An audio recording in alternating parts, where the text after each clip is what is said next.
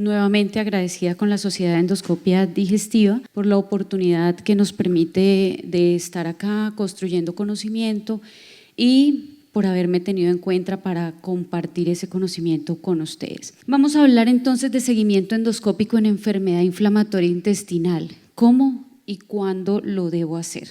Entonces, todos sabemos cuál es el papel de la endoscopia en enfermedad inflamatoria intestinal. Con ella diagnostica, con ella diferencia una enfermedad de Crohn de una colitis ulcerativa, con ella evalúa la extensión y la actividad de la enfermedad. Pero en el día de hoy, en esta charla, yo quiero enfocarme en el monitoreo por medio de los estudios endoscópicos en el tratamiento y la detección de displasia o cáncer colorectal, que para estos pacientes aplica el término de vigilancia, y finalmente con esta monitorización lo que vamos a lograr es definir una sola cosa, y es la remisión de la enfermedad. Cuando hablamos del STRIDE, el STRIDE, que es la terapia individualizada y guiada por objetivos, desde que empezamos a tener este concepto, ya tenemos claro cuáles son nuestros objetivos a corto, a mediano y a largo plazo. La remisión endoscópica es un objetivo a largo plazo y aquí es donde todos los demás parámetros del Treat to Target nos van a llevar a tener el éxito final y lo que va a ser como el impacto en muchos aspectos de la vida de un paciente. Entonces, ¿cuál es el beneficio de los estudios endoscópicos en el seguimiento? Básicamente son muchos, pero voy a destacar uno: definir la eficacia y la respuesta del tratamiento. Cuando usted la define, puede mirar si el paciente requiere o no cambios en la terapia o si requiere alguna intervención endoscópica para este paciente. Esto es importante porque la curación de la mucosa es una medida de eficacia y de pronóstico en estos pacientes, y cualquier intervención que usted haga de manera oportuna va a impactar claramente en el desenlace y futuro de la enfermedad. ¿Cuál es la importancia de que un gastroenterólogo sepa cuándo hacer una endoscopia después de haber iniciado el tratamiento? Esto va a evitar que usted haga un uso inadecuado de las herramientas, disminuye los costos, evita que usted pida una videocápsula que vale mucho dinero en el momento que no la requiere, evita complicaciones como son retenciones, perforaciones, y evita sobre todo falsos positivos. Si usted no tiene claridad cuándo va a pedir una endoscopia de control, básicamente usted va a hacer una endoscopia temprana, y esa endoscopia temprana lo que va a pensar es que su paciente no está respondiendo al tratamiento, y al no responder al tratamiento usted va a hacer cambios inadecuados en el paciente, aumentando los costos en tratamiento y de pronto tomando decisiones que no son certeras. Cuando usted se pregunta sobre el seguimiento endoscópico, lo primero que debe conocer es el tiempo de respuesta al tratamiento que usted le instauró a su paciente. Esto le va a permitir futuramente definir nuevas conductas. ¿Cuál es el impacto? Y hoy hablamos de la remisión porque esa es la finalidad de hacer un control endoscópico en estos pacientes, es mirar. Entonces, ¿cuál es ese impacto? Esto es una revisión sistemática y un metaanálisis. Básicamente lo que reunió fueron estudios prospectivos que permitían evaluar en pacientes remisión endoscópica en la primera evaluación después del inicio del tratamiento versus que aquellos que no tenían remisión endoscópica y tenía un impacto importante en menor requerimiento de cirugías y de colectomías específicamente. Otro impacto importante, este es otro metaanálisis donde permitieron evaluar predictores clínicos favorables en pacientes que ya habían entrado en remisión endoscópica y había un impacto importante en cirugías y menos tasa de hospitalización en estos pacientes. Este es otro estudio realizado en enfermedad de Crohn, pacientes que con enfermedad temprana iniciaban terapia con infliximab y básicamente se dieron cuenta que a la revisión de los 2, 3 y 4 años la culación de la mucosa se asociaba con una menor tasa libre de esteroides y menos brotes de la enfermedad. Entonces, ¿cuál es el beneficio de que ese paciente tenga esa adecuada respuesta y que yo lleve a mi paciente a remisión endoscópica? 1, mejorar la calidad de vida. 2, prevenir recaídas de la enfermedad, minimizar hospitalizaciones, evitar complicaciones y disminuir requerimientos quirúrgicos en este paciente. Usted con esto, yo creo que se siente complacido de que su paciente llegue a una remisión endoscópica en enfermedad inflamatoria intestinal. Cuando empezamos a hablar del STRAID, el STRAID empieza a darnos unas definiciones que es la respuesta endoscópica y la remisión endoscópica en la enfermedad inflamatoria intestinal, definiendo remisión endoscópica en enfermedad de Crohn como un CSD o un CDIS que disminuye en más del 50% o una remisión endoscópica donde el CSDI es menor de 3 en ausencia de ulceraciones y un CDIS sin ulceraciones menor de 3. Y en colitis ulcerativa la respuesta endoscópica se define como un Mayo Score que disminuyó por encima de 1 punto o un CDIS mayor de 2 puntos. Y el Mayo Score para definir remisión endoscópica es de 0 a 1 punto o 1,6 de 0 o menor de 1. Entonces, cada vez nos volvemos más exigentes en la remisión endoscópica de estos pacientes. Empecemos entonces por definir cada cuánto debemos hacer nosotros un control endoscópico en un paciente con enfermedad de Crohn. Las guías nos hablan de 6 a 12 meses de seguimiento endoscópico posterior al inicio de la terapia, independientemente de la respuesta clínica. A diferencia de los pacientes con colitis ulcerativa, la enfermedad de Crohn a veces no tiene una buena correlación con la clínica del paciente, los paraclínicos como son biomarcadores, calprotectina, BCG y PCR y los hallazgos endoscópicos. Y la ileocolonoscopia en pacientes que tienen enfermedad de Crohn de intestino delgado tiene una limitación importante. Si es posible hacer un seguimiento con ileocolonoscopia, la literatura habla de que lo podemos hacer hasta en etapa un poco más temprana y aplicando los scores que mencionan las definiciones de remisión y de curación.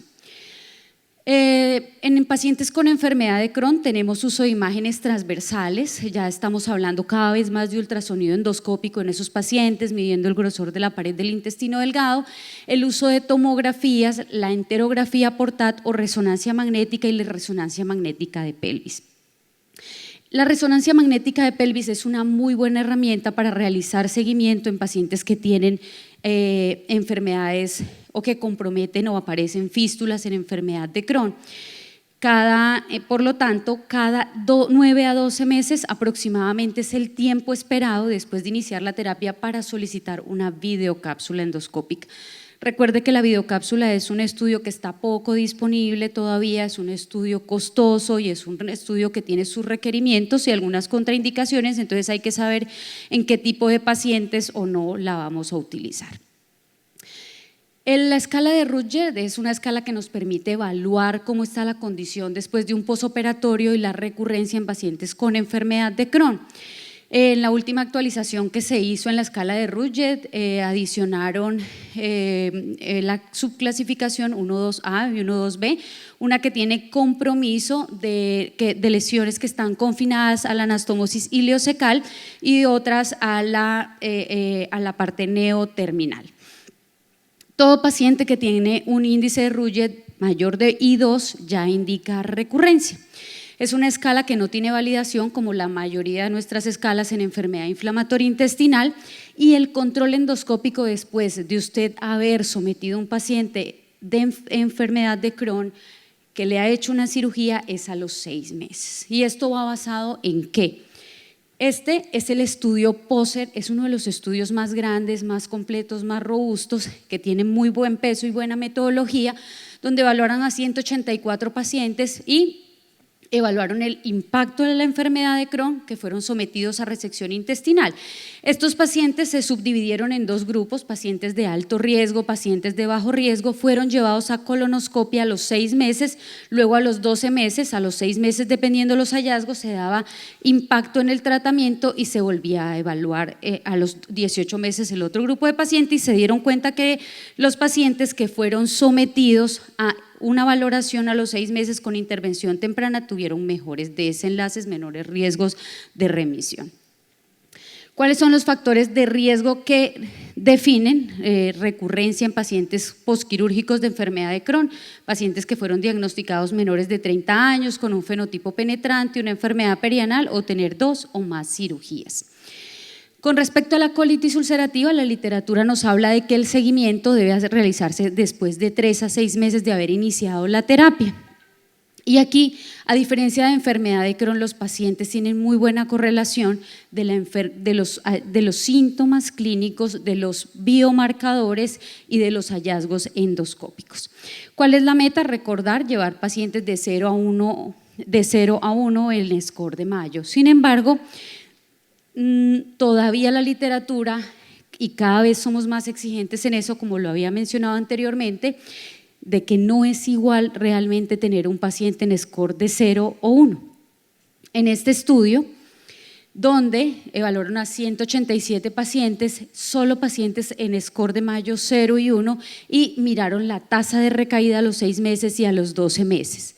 Esa tasa de recaída de los pacientes que tenían score de Mayo de 0 era mucho menor que los pacientes que tenían un score de Mayo de 1, y podemos ver que de pronto la puntuación en score de Mayo no pudiera estar tan lejos la definición de un score de Mayo 0 a un score de Mayo 1.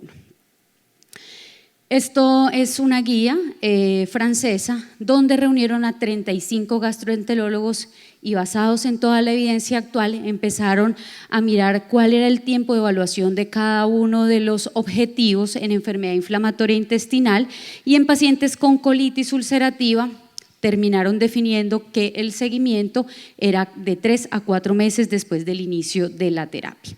En enfermedad de Crohn, si ustedes pueden ver los diferentes variables, de 7 a 9 el 30% decía que sí, y de 10 a 12 meses el 52% decía que era lo ideal hacer el seguimiento, quedando entonces con un consenso de cada 10 a 12 meses el seguimiento posinicio de terapia en estos pacientes.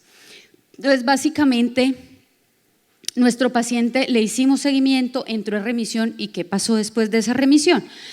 En enfermedad de Crohn, el seguimiento clínico se debe realizar mínimo cada 6 meses y según esto se debe definir la conducta. Los estudios endoscópicos en ausencia de displasia no deben realizarse de forma tan frecuente, y la monitorización, sea por resonancia magnética o enteroresonancia o videocápsula, no es sistemática y por lo menos se debe hacer cada 12 meses basados en la clínica del paciente. En la colitis ulcerativa, siempre tratar de vigilar que el paciente se maneje en un score de meta, pero en estos pacientes va a ser más importante el seguimiento clínico, los síntomas del paciente, porque aquí hay mejor correlación de la calprotectina, la PCR y la BCG. Y el otro ítem que quería tocarles en la charla es la vigilancia de cáncer colorectal en pacientes con enfermedad inflamatoria intestinal.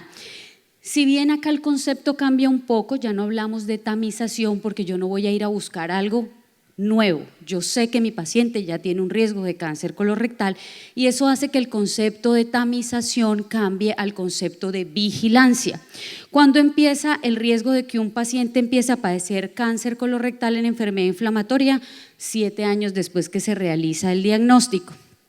La incidencia de cáncer colorectal es del 2% a los 10 años, 8% a los 20 años y 18% 30 años después. Por lo tanto, la guía es clara en decir que si usted va a hacer endoscopia para vigilancia de cáncer colorectal, la debe iniciar 8 años después de haber hecho el diagnóstico de enfermedad inflamatoria intestinal.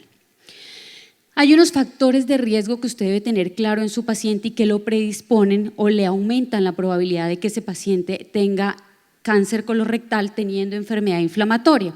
Uno son factores endoscópicos, otros no.